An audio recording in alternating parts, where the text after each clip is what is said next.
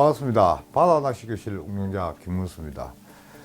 날씨가 많이 추워졌죠. 수온조를 팍팍팍 내립니다. 금년 들어 가장 수온조를 많이 내리는 그런 날씨라고 그래요. 서쪽 지방에는 눈도 많이 오고 위에 지방에도 눈이 많이 오는데 부산은 눈이 안 와요. 눈이 좀 왔으면 좋겠는데 이번 시간에는 저번 시간에 이어서 뒷줄 관리 델타 낚시 방법에 원줄 관리, 뒷줄 관리, 뒷줄 관리라는 주제를 가지고 시간을 가져보기로 했습니다. 그쵸? 그런데 뒷줄 관리 들어가기 전에 조금 더 정리를 한다 그러면 저부력 전유동 낚시에서는요 가장 중요한 것이 캐스팅입니다. 캐스팅, 채비 던지기. 엄밀히 따지면요 채비 착수 방법이에요.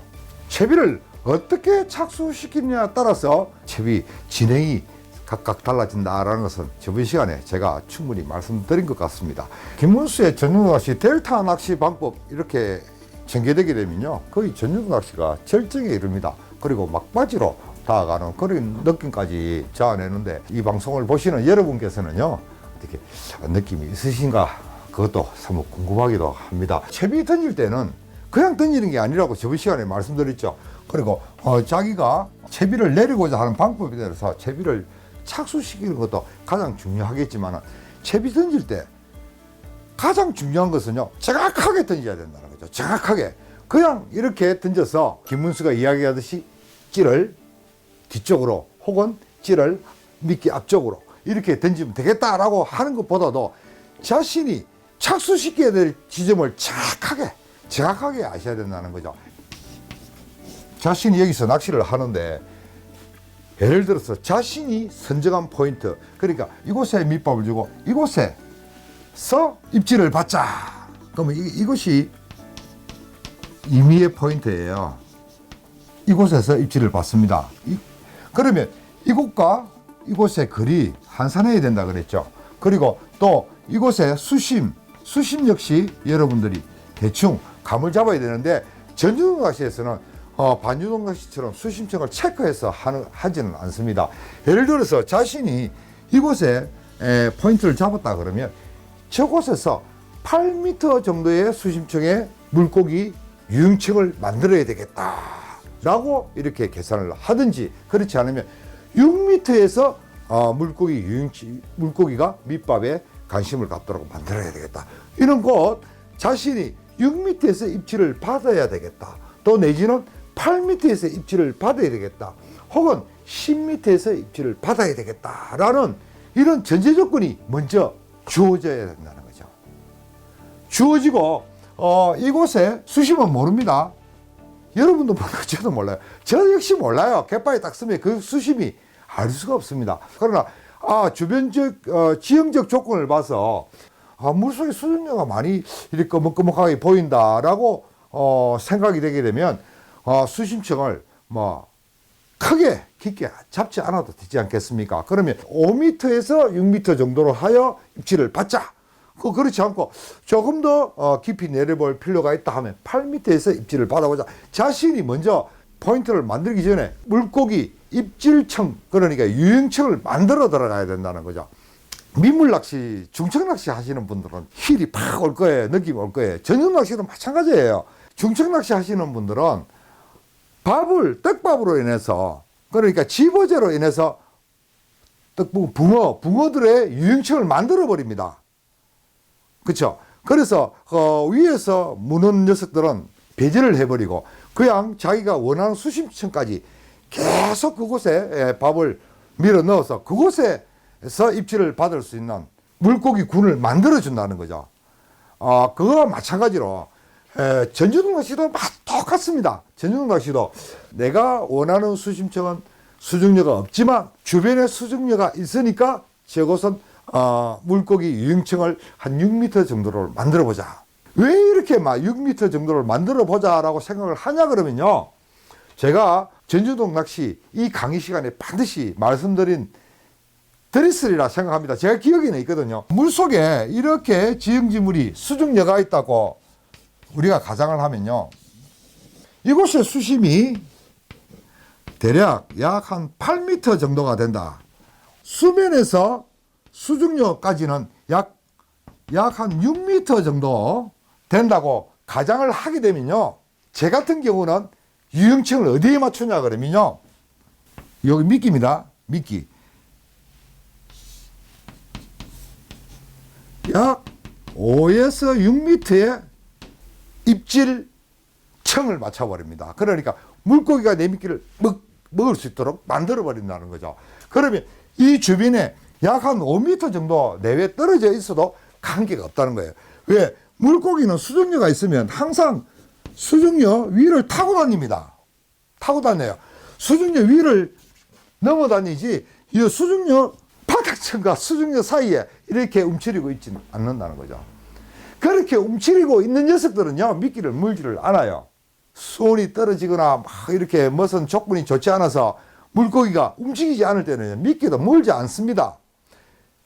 그래서 미끼가 물 수 있는 그런 조건을 우리가 만들어 줘야 되는데 그 조건은 밑밥으로 하여금 그 물고기를 깨우는 거죠.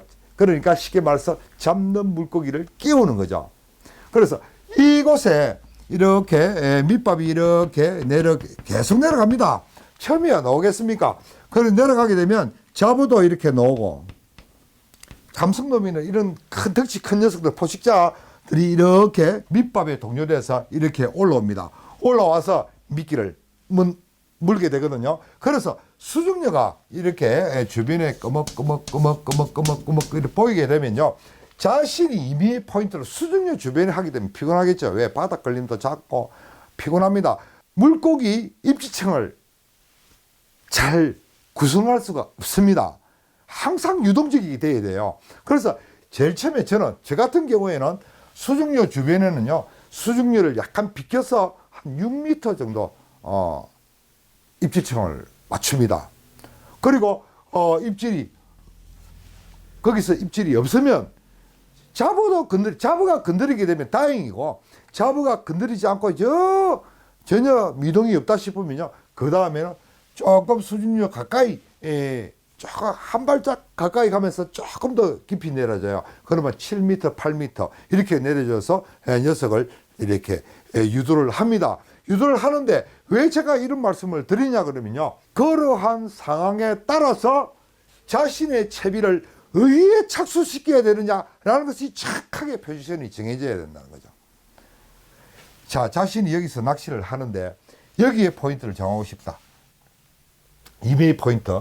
그러면 조류의 흐름이 이렇게 흘러가는 상황에서 밑밥을 여기에 준다. 여기에 주면 저번에 우리가 계산 방법에서 약 1m를 흘러가면 1m를 내려간다. 5번 세일 때 그렇게 우리가 얘기를 했죠. 오늘 처음 이 방송을 보시는 분들은요, 저번 편을 참고해 보시기 바랍니다. 그래서 그런 계산 방법에서 밑밥이 내려갑니다. 그러면 6m 정도 내려가서 물론 더 깊이 더 내려가겠죠. 이 6m까지 도착할 때는 우리가 6m 위에 밑밥을 던져주고 몇 번, 5번 셌을 때 1m가 내려가니까 30번을 세게 되면 6m를 내려갑니다. 그렇죠? 그래서 한 30번 세고 6m를 겨냥하는 겁니다. 그 다음에 이 녀석은 밑밥은 그냥 생각해 마십시오. 더 깊이, 더 떠내려가면서 더 깊이 들어갈 수 있어요. 7m, 8m, 9m 자꾸 떠내려가면서 10m 계속 바닥층까지 들어갈 수가 있답니다. 그게 핵입니다. 핵. 그게 그렇게 흘러가는 녀석들이 수중료 주변에 은신하고 있는 포식자를 불러들일 수가 있다는 거예요. 불러들일 수가 있습니다. 그래서 그런 그 녀석들이 활성도가 좋을 때는 6m에서 입질을 하겠지만 활성도가 좀 떨어지면 7m, 8m에서 입질을 하게 됩니다. 그때는 자신의 채비도 6m에 도달한 채비를 조금 더 그 다음에 7m, 그 다음에 8m까지 흘려버리면서 깊이 내려줘야 되는 것이 맞죠? 맞습니다. 그렇게 탐색 낚시가 진행됩니다. 그게 전유동 낚시예요.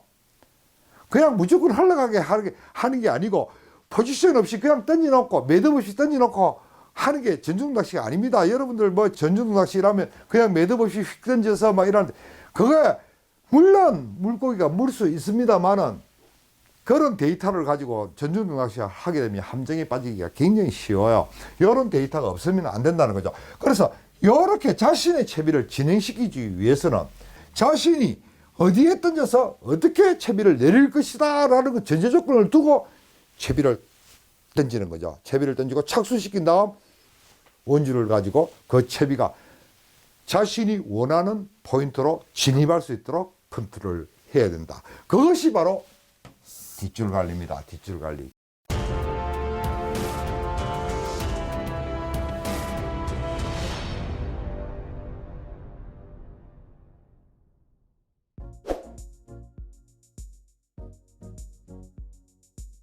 모든 채비는 사용자의 의지에 따라 움직여 줘야 되는 것이 정상입니다.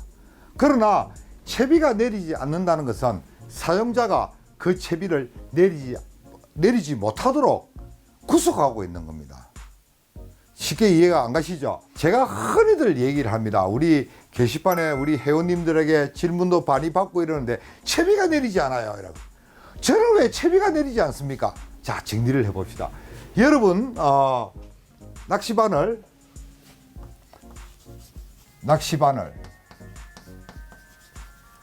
철이에요, 철. 그죠? 물에 탁 던지면 가라앉습니다. 가라앉는다. 가라앉는 걸 영표로 합시다. 영표. 가라앉는다. 그리고 목줄, 후루룩 카본 목줄은 가라앉습니다. 가라앉죠. 카본 목줄 가라앉습니다. 그냥 이렇게 4m, 제가 4m 이렇게 둘둘둘둘 말아갖고 물에 툭 던지면 가라앉아 버려요. 가라앉습니다. 그 다음에 목줄에 다른 뽕돌, 삐뽕돌, 삐뽕돌보다 더 작은 거 좋습니다. 지포봉돌, 뽕돌. 당연히 가라앉습니다. 가라앉겠죠. 그리고 크릴, 우리가 쓰는 미끼도 물에 탁 던지면 가라앉아 버려요. 미끼도 가라앉습니다. 미끼 가라앉죠. 그리고 위에 이제 도래를 맨다든지 도래도 물론 가라앉고, 도래 가라앉고, 그쵸. 그리고 구슬, 그리고 탐색형 수중지 이 모두가 다 가라앉습니다. 가라앉는다. 가라앉는 물체예요. 이런 찌미 채비가 이렇게 가라앉는 것을 가지고 구성을 했는데도 불구하고 채비가 내리지 않는다 하는 것은요, 여러분들이 채비를 내리지 못하도록 구속을 하고 있는 겁니다. 못 내리고. 그렇지 않습니까? 자신이 정채비가 내리지 않으면요, 그냥 이렇게 낚싯대를 들고 자기 발밑에 채비를 담궈서 줄을 쭉 풀어보십시오. 그 채비가 안 내려가니까 잘 내려갑니다. 그런데 조금 던졌다 그러면 내리지 않는다. 이유가 뭘까요? 자신이 채비를 내리지 못하도록 구속을 하고 있기 때문에 그렇습니다. 자, 이래서 어떻게 채비를 운용하는 것이 좋은가라고 하게 되면요, 좀 여러분들이 여기서 낚시를 하는데 채비를 여기에 휙 던졌어요. 쭉 던져서 이게 착수가 됩니다. 그리고 이렇게 미끼가 이렇게 착수됩니다. 아주 착수가 잘 되었어요. 이렇게 착수가 되어야 정상입니다. 그 다음에 이렇게 반드시 착수를 하게 되면요, 기본적인 사례입니다. 여기서 착수가 아주 잘 됐다 싶으면 줄을 이렇게 풀어버립니다. 이렇게 줄을 이렇게 그냥 채비 내려가라고 줄을 발밑에 휙 이렇게 푸는 것이 아니고 낚싯대를 샥 돌려서 줄을 이렇게 풀어버립니다. 이렇게 풀어버리면요, 뽕돌로 하여금 이 녀석이 이렇게 가라앉습니다.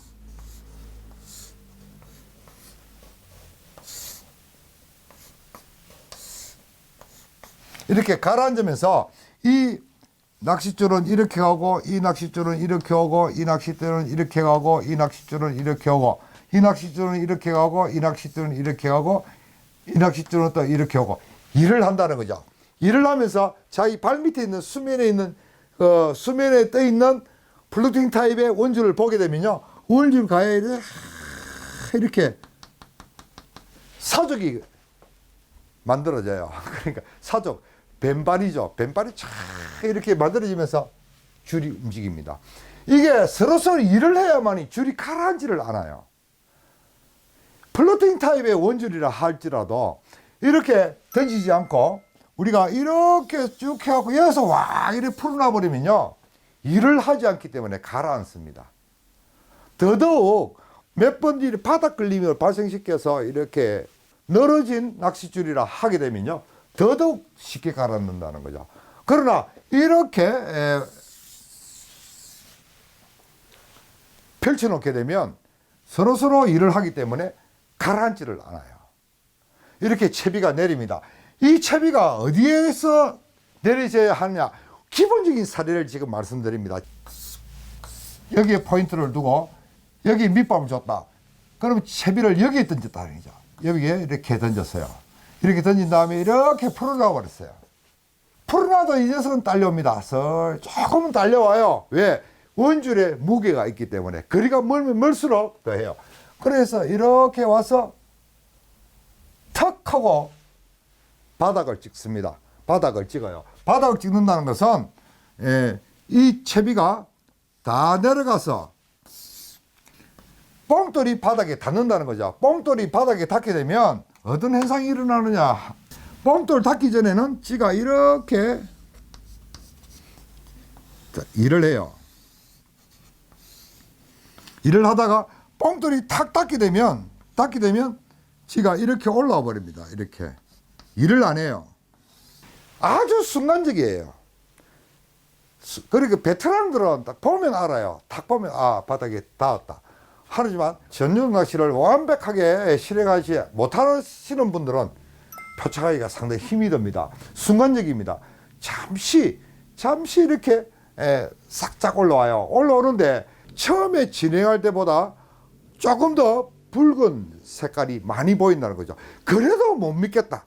그래도 저것이 올라간 건지 안 올라간 건지 모르겠다 싶으면요.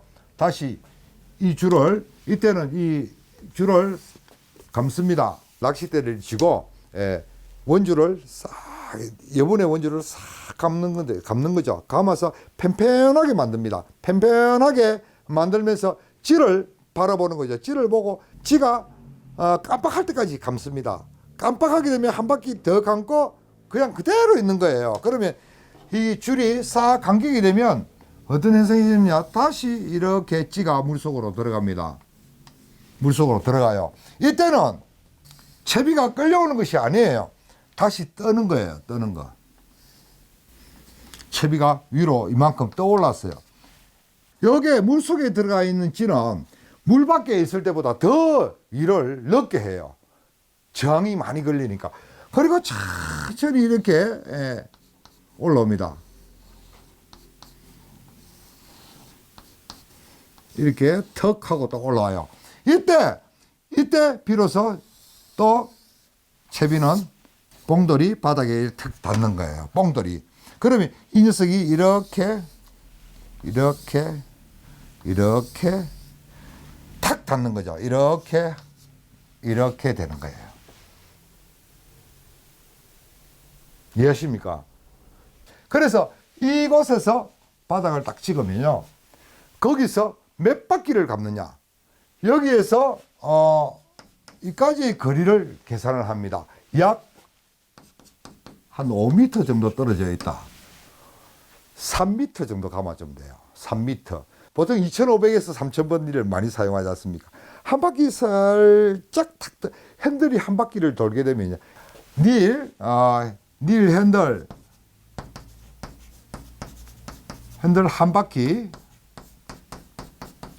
한 바퀴를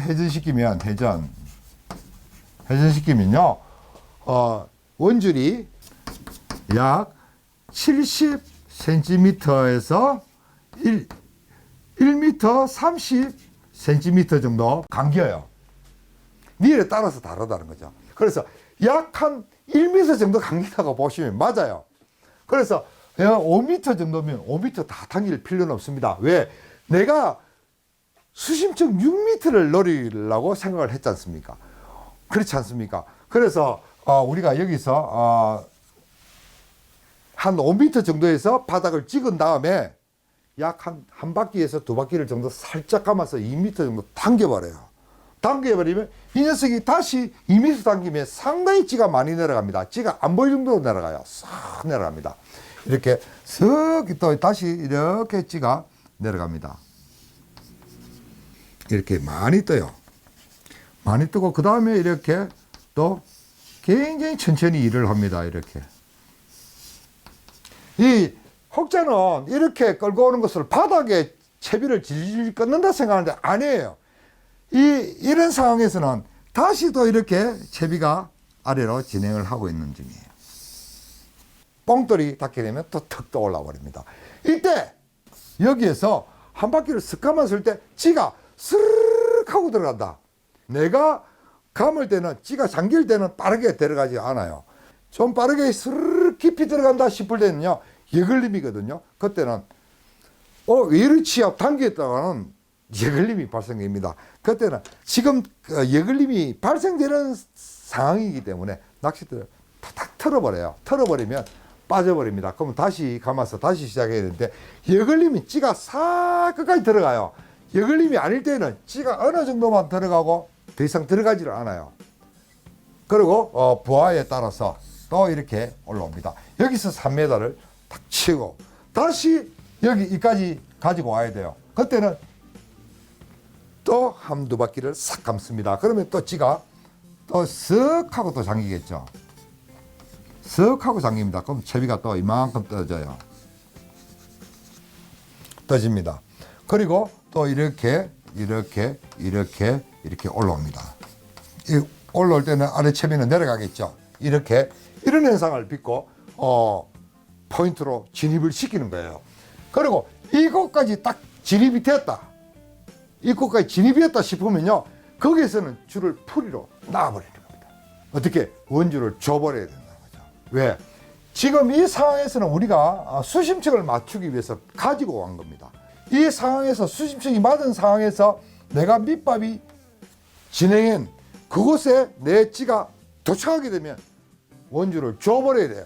주지 않으면 찌가 채비를 떼어버리면서 앞으로 와버립니다.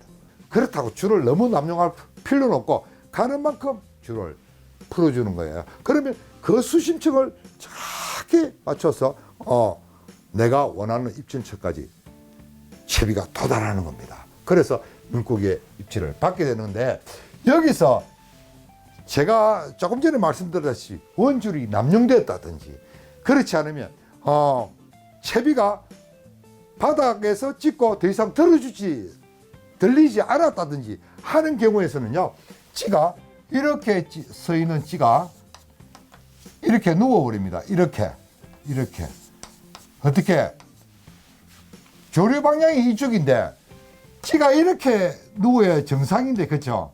그래야 선행이 되는데 찌가 반대로 누워버려요. 그러면 마이 미스테이크. 이거는 바닥걸입니다. 이거는 내 채비가 지금 내 미끼가 원하는 포인트까지 진입시킬 수 없다. 바로 감아서 다시 시도를 합니다. 피싱 TV